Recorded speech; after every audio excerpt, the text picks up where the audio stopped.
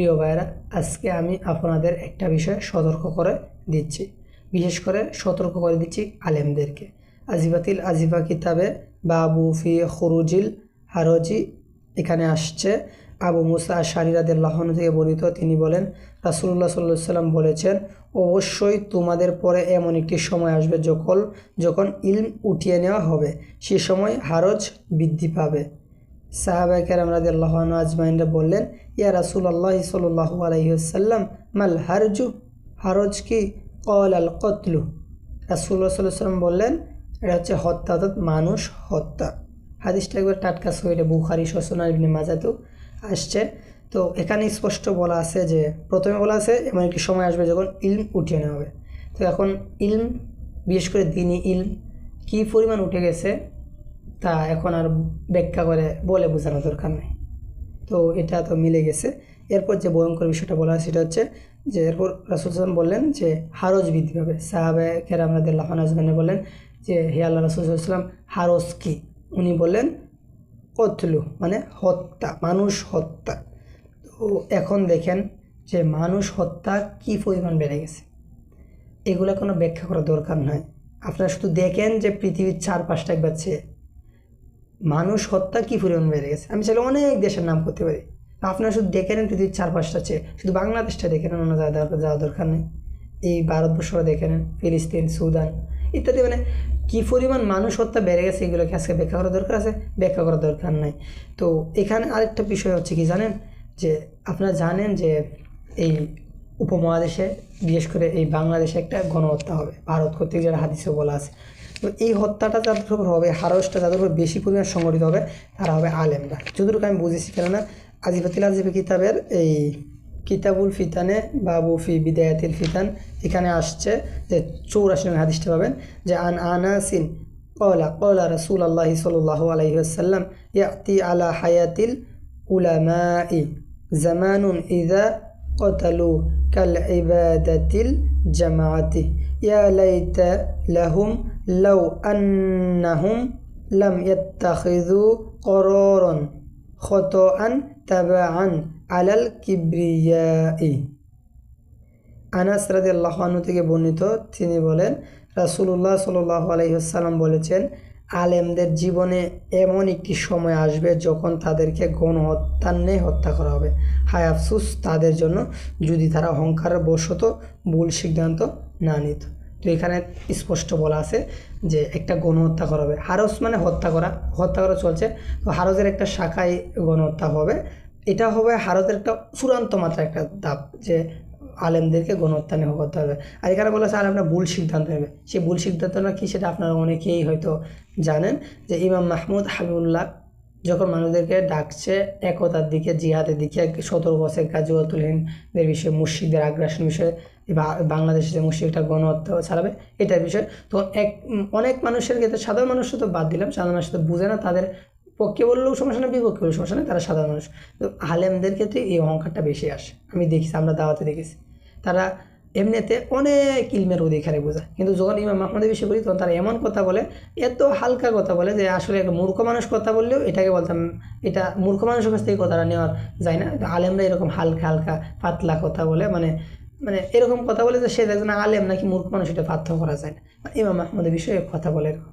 তো আমাদের এক ভাই আমাকে বলেছিল যে দেওয়াল লিখুনি ছিল ইমাম মাহমুদের বিষয়, এসব মুমিন দলে দলে ইমাম মাহমুদের কথা বলে ইত্যাদি 3টা স্লোগান লেখা ছিল দেওয়ালে, যাতে মানুষরা সতর্ক হতে পারে। তো আমার এক ভাই বলেছে যে একটা শহরে এটা লেখা হয়েছিল, তো ওই শহরের সাথে মানুষরাও তো মনে হয় করে নেয়, কারণ মানুষ অনেক দিন ধরে লেখা বুঝে নেয়। বিশেষ করে এক শ্রেণীর ক্ষমতালোভী লোকেরা হতে পারে, আল্লাহ মালুম। ওই ক্ষমতালোভী বাতিল ফেরকার লোকেরা কী করে, ওইখানে যে লেখাগুলো আছে, লেখাগুলো থেকে মাহমুদ যে নামটা আছে, ইমাম মাহমুদ, এটা মুছে দিয়েছে। আমার ভাই বলেছে যে আসলে তারাই যে মুছে যাবে এটা লক্ষণ, তারা ইমাম মাহমুদের নামটাকে মুছিয়ে দিয়েছে। তো তারা কাদের নির্দেশে করেছে তা আমরা খুব ভালোভাবে জানি, আল্লাহ ভালো জানে। তবে আমরা জানি যে এতটুকু বলতে হবে যে আসলে তারা কারা হতে পারে। তো আজকে অহংকার করতেছে, নিজেদেরকে যোগ্য মনে করতেছে। ইমাম মাহমুদ কোন জায়গার কি, মানে বললাম না, ইমাম মাহমুদের কথা বললে তারা আসলে তাদের মাথায় ধরে না এরকম একটা নেতা হতে পারে, এটা সম্ভব নাকি? আল্লাহ চাইলে সব সম্ভব, কিন্তু তারা এমন অবস্থা হয়ে, এটা কি সম্ভব, এটা কী করে হতে পারে, আরও অনেকে অনেক উদ্ধতা, অনেক অহংকার করে, এমন এমন কথা বলে শুনলে মানে যাই হোক। আল্লাহ তাআলা মুসা আলাইহিস সালামকে যখন ফেরাউনের কাছে পাঠাইছে তখন বলছে নম্র ভাষায় কথা বলার জন্য। সূরা বাকারার 83 নং আয়াতে বলা আছে অকুলু লিন্নাসি হুসনা, মানুষের সাথে সুন্দর ভাষায় কথা বলো। কিন্তু তাদের কাছে গেলে তারা এমন ভাষায় কথা বলে, খরখর ভাষায়, যে চোখ দিয়ে পানি চলে আসে। যাই হোক, অথচ আমরা গিয়েছিলাম তাদেরকে হকের দাওয়াত দিতে, সত্যের দাওয়াত দিতে। আমরা গিয়েছিলাম তাকে জিহাদের দাওয়াত দিতে, যেটা না করলে মুনাফিকির শাখায় মৃত্যুবরণ করতে হয়। তারা শুনে নাই, তারা নিজেদের ইলম নিয়েই তারা আসমানে চড়ে আছে, তার বেহেশতের সনদ সার্টিফিকেট পেয়ে গেছে, বাস এখন শুধু ঢুকাটা বাকি আছে, মরলেই সে ঢুকে যাবে। তো এরকম অবস্থা করে আর কি। তো এখানে স্পষ্ট বলা আছে যে আলেমদের নেই গণহত্যা নেই, আলেমদেরকে গণহত্যা করা হবে। তাদের কেন করা হবে? অহংকার বসে ভুল সিদ্ধান্ত নেয়। আজকে ইমাম মাহমুদ যখন বলতেছে যে সঠিক মানহাজ নবী রাসূল সাল্লাল্লাহু আলাইহি ওয়াসাল্লাম যা দেখিয়ে গেছেন সেটা এইভাবে আসেন, এইভাবে কাজ করি। ইন্নাল্লাযিনা আমানু ওয়াল্লাযিনা হাজারু ওয়া জাহাদু ফি সাবিলিল্লাহ উলাইকা ইয়ারজুনা রাহমাতাল্লাহ। চলেন আমরা এই পদ্ধতিতে কাজ করি। কিন্তু তারা কী করতেছে?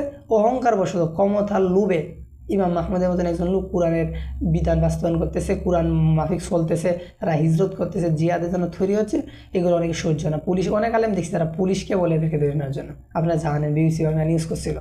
তো তারা কী করতেছে? ইমাম মাহমুদ যখন কোরআন মোতাবেক চলতেছে সঠিক পদ্ধতিতে, তখন তাদের সহ্য হচ্ছে না, অহংকার বশত তারা অনেক কিছু করতেছে। তো এরকম এক অহংকার করে তারা কী করবে? একটা ভুল সিদ্ধান্ত নেবে, যারা আত্মঘাতী ভুল হবে। কারণ ইমাম মাহমুদ হচ্ছে নবী মানহাজের উপর প্রতিষ্ঠিত, তার পদ্ধতি সেভাবেই যেভাবে রাসূল সাল্লাল্লাহু আলাইহি ওয়াসাল্লাম পদ্ধতি ছিল, জিহাদ ফি সাবিলিল্লাহ, হিজরত। কিন্তু এরা যখন দেখবে যে ইমাম মাহমুদ এই পদ্ধতি গ্রহণ করছে, অনেকেই হতে পারে অহংকার বশত আমরা এই পদ্ধতি গ্রহণ করবো না, ইমাম মাহমুদ বিরোধিতা করে কট্টরভাবে আন্দোলনের, এগুলোকে বেদাত বলে স্বীকৃতি দেয় এবং এগুলো করলে কোনো ফায়দা নাই। তো তারা কী হবে? এই পদ্ধতি নেবে। আল্লাহ মাফ করুক, আল্লাহ হেফাজত করুক, যে এখানেই তাদেরকে এই গণহত্যাটা করা হবে। হারজের, আমি যতটুকু বলতে পারি যে হারজের সর্বোচ্চ ধাপটা এই আলেমদের গণহত্যার মাধ্যমে যেতে পারে। আর এর আগের হাদিসটা যারা 83 নং আসছে সেটা বললে এত পুরোটাই বুঝতে যাবেন ইনশাআল্লাহ তাআলা। আল্লাহ তাআলা আমাদের সবাইকে হেফাজত করুক এবং অহংকার না করে। ইমাম মাহমুদ সত্য, এটা যে ইমাম মাহমুদের বিরোধিতা করে সেও জানে যে ইমাম মাহমুদ সত্য, সেও জানে যে ইমাম মাহমুদ সত্য, একবার পরিষ্কার সত্য। কিন্তু অহংকার যেটা শয়তানকে বানাইছিল না, অভিশপ্ত ছিল, তো এই অহংকারই তাদের শেখ এই ইবলিশের অনুসরণ করায়, ঠিক আছে না? তো তারা শুধু একমাত্র অহংকার করে ইমাম মাহমুদের বিরোধিতা করে, এছাড়া তাদের কোনো সমস্যা ছিল না ইমাম মাহমুদকে গ্রহণ করতে। তারাও জানে ইমাম মাহমুদ সত্য, কিন্তু গ্রহণ করে না। তো প্রিয় ভাইয়ের, আবার যারা অহংকার করে তারা বাদ দিলাম, আপনি কি অহংকারী হবেন? আমি তো আশা করি আপনি অহংকারী হতে চান না। সুতরাং আল্লাহ পাড়াবেন এটা সবাই জানে, যে আল্লাহ কাউকে না কাউকে দিবেন বিজয় হওয়ার জন্য, কোনো না কোনো নিয়ামত আসবে, কোনো না কোনো সাহায্য আসবে, কোনো না কোনো ব্যক্তি এটার হবেই, নেতৃত্ব দেবে, মাধ্যম হবেই বিজয়ের পথে পরিচালিত করবে একজন ব্যক্তি আল্লাহ দিবে, সেটাই ইমাম মাহমুদ হাবিবুল্লাহ। তো গ্রহণ করতে সুবিধাকে আল্লাহ দিছে। সুতরাং এখন যদি অহংকার করেন তাহলে আপনাদের জন্য হারজের হত্যার সর্বোচ্চ বিষয় গণহত্যা উপস্থিত। কারণ আলেমরা তো হবে তা না, আলেমদের পিছনে অনেক লোক যাবে। আর যদি আপনি অহংকারী না হন, ইমাম মাহমুদ হাবিবুল্লাহ, বাস আশা করি আপনার জন্য এটুকুই যথেষ্ট হবে ইনশাআল্লাহ তাআলা।